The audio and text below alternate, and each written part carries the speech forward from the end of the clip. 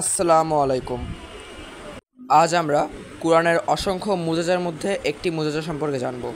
হযরত মুহাম্মদ সাল্লাল্লাহু আলাইহি ওয়াসাল্লামের নবুয়ত প্রাপ্তির প্রায় ৮ বছর পূর্বে যখন তার বয়স ছিল ৩২ বছর, তখন বাইজেন্টাইন সাম্রাজ্যের সাথে একটি ভয়াবহ দুর্ঘটনা ঘটে যায়। তখন বাইজেন্টাইন এম্পায়ার ছিল একটি প্রচণ্ড শক্তিশালী একটি রাষ্ট্র। আমরা বাইজেন্টাইন সাম্রাজ্যের ইতিহাস সম্পর্কে একটু জেনে নিই। বর্তমানে ইটালির রোম নামক স্থান থেকেই রোমান সাম্রাজ্যের যাত্রা শুরু হয়। তাদের সাম্রাজ্যের বিস্তৃতি ছিল পশ্চিমে স্পেন থেকে পূর্বে সিরিয়া পর্যন্ত। পরবর্তীতে সাম্রাজ্যটি দুই ভাগে বিভক্ত হয়ে যায়। পশ্চিমের সাম্রাজ্যটির নাম রোমান সাম্রাজ্য এবং পূর্বের সাম্রাজ্যটির নাম বাইজেন্টাইন সাম্রাজ্য। পশ্চিমের রোমান সাম্রাজ্য তেমন একটা উন্নতি না করতে পারলেও বাইজেন্টাইন সাম্রাজ্য ক্রমাগত উন্নতি করেই যাচ্ছিল এবং তাদের এলাকা বিস্তৃতি করে যাচ্ছিল। তখন বাইজেন্টাইন সাম্রাজ্যের সম্রাট ছিলেন মরিস। তার শাসন আমলে বাইজেন্টাইন সাম্রাজ্যের অধিবাসীরা অনেক সুখী এবং শান্তিতে ছিল। তৎকালীন বাইজেন্টাইন সাম্রাজ্যের সেনাপতি ফোকাস ষড়যন্ত্রের মাধ্যমে মরিসকে পদচ্যুত করে এবং তাকে এবং তার ৮ সন্তান এবং তার স্ত্রীকে হত্যা করে। তখন তার বিরুদ্ধে যারাই প্রতিবাদ করত তাদেরকেই কারাবদ্ধ করা হতো অথবা মৃত্যুদণ্ড দেওয়া হতো। এর ফলে রাজ্যে বিশৃঙ্খলা দেখা দেয়। এমন সময় পারস্যের সম্রাট খসরু বাইজেন্টাইন সাম্রাজ্য আক্রমণ করে বসে। তখন বাইজেন্টাইন সাম্রাজ্য এবং পার্সিয়ান সাম্রাজ্য উভয়ই প্রচণ্ড শক্তিশালী ছিল। এই যুদ্ধ সংঘটিত হয় ৬০৩ খ্রিস্টাব্দে। যেহেতু মরিস অত্যাচারী ছিল, তাই তার নিজের রাজ্যবাসী তার সমর্থন দিচ্ছিল না। ফলে পার্সিয়ানরা একে একে বাইজেন্টাইন সাম্রাজ্যের অধীনে থাকা সিরিয়া, মিশর, ফিলিস্তিন, দামেস্ক দখল করে নিতে থাকে। এমন সময় বাইজেন্টাইন সাম্রাজ্যের গণ্যমান্য ব্যক্তিরা আফ্রিকার গভর্নরের কাছে সাহায্য চায়। আফ্রিকার গভর্নর তার ছেলে হারকিউলাসকে পাঠান। সে ফোকাসকে ক্ষমতাচ্যুত করেন এবং রাজ্যের সিংহাসন আহরণ করেন।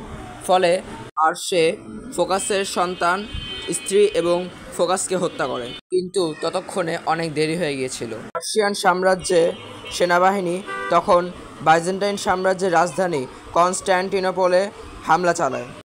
পার্সিয়ানরা তখন বাইজেন্টাইন সাম্রাজ্যের সেনাবাহিনীদের খুব খারাপভাবে যুদ্ধে পরাস্ত করে এবং তারা ইহুদিদের সহায়তায় প্রায় ৯০,০০০ খ্রিস্টানকে হত্যা করে এবং ফিলিস্তিনে অবস্থিত খ্রিস্টানদের ধর্মীয় স্থান দি হলি সেপুলার চার্চ ধ্বংস করে এবং তাদের পবিত্র ক্রুশ ধ্বংস করে।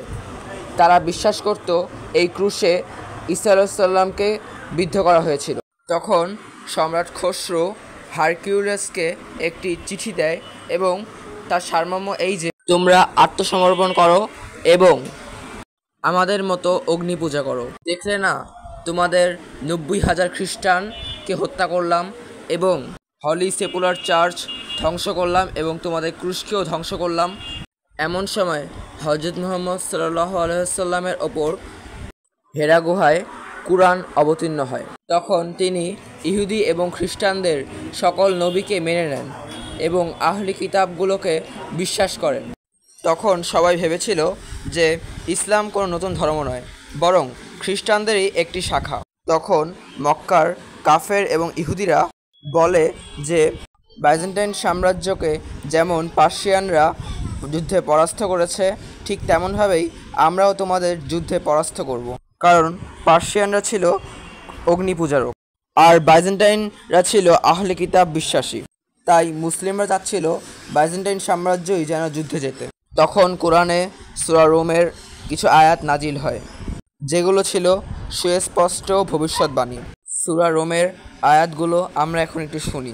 আউযু বিল্লাহি মিনাশ শাইতানির রাজীম। বিসমিল্লাহির রহমানির রহিম। আলিফ লাম মিম। গুলিবাতির রূম أدنى الأرض وهم من بعد غلبهم سيغلبون في بضع سنين لله الأمر من قبل ومن بعد ويومئذ يفرح المؤمنون।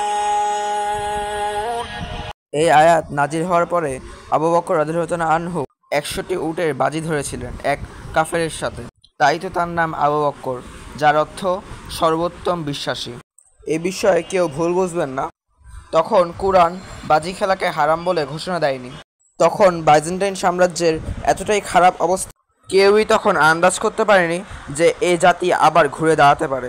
তখন বাইজেন্টাইন সাম্রাজ্যের সম্রাট হারকিউলিস একটি বুদ্ধি খাটান। তিনি প্রাণ ভিক্ষার জন্য একটি চিঠি লেখেন পার্সিয়ান সম্রাট খসরুর কাছে। তখন পার্সিয়ান সম্রাট তাদেরকে জীবন ভিক্ষা দেওয়ার বিনিময়ে তাদের ধর্ম গ্রহণ করতে বলে, অর্থাৎ আগুনকে পূজা করতে বলে। এর মাধ্যমে যুদ্ধ একটু দীর্ঘায়িত হয় এবং এ সময়ের মধ্যে সে খ্রিস্টানদের পোপের নিকট যায় এবং এই যুদ্ধের জন্য সাহায্য প্রার্থনা করে। সে পোপদেরকে বলে যে পার্সিয়ানরা শুধু বাইজেন্টাইন সাম্রাজ্যকে না, সমগ্র খ্রিস্টান বিরুদ্ধে যুদ্ধ পরিচালনা করছে। তখন পোপরা সকল খ্রিস্টানদের কাছ থেকে সাহায্য নিয়ে বিপুল অর্থ সম্পদ জমা করে এবং হারকিউলিসকে দেয়। তখন সে বিপুল পরিমাণে সৈন্য এবং অস্ত্র মজুত করে এবং পার্সিয়ানদের উপর আক্রমণ করে। যেহেতু তখন পার্সিয়ানরা কনস্ট্যান্টিনোপল দখলের দিকে বেশি মনোযোগী ছিল, ফলে তাদের রাজধানী এবং এর আশেপাশে এলাকাগুলো অরক্ষিত ছিল।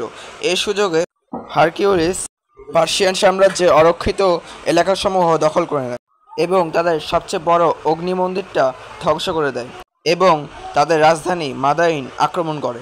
তখন খসরুর ছেলে তার বাবাকে এবং তার ভাইদের হত্যা করে এবং বাইজেন্টাইনদের সামনে আত্মসমর্পণ করে।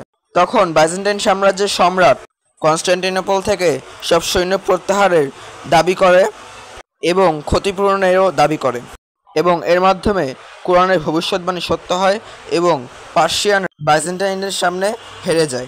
তখন আবু বকর রাদিয়াল্লাহু তাআলা আনহু বাজিতে জিতে যায়, কিন্তু ততদিনে বাজি খেলা নিষিদ্ধ হিসেবে ঘোষণা হয়েছে। তখন আবু বকর রাদিয়াল্লাহু তাআলা আনহু হযরত মুহাম্মদ সাল্লাল্লাহু আলাইহি ওয়াসাল্লামের পরামর্শে সেই 100টি উট গরিব দুঃখীদের মাঝে বন্টন করে দেন।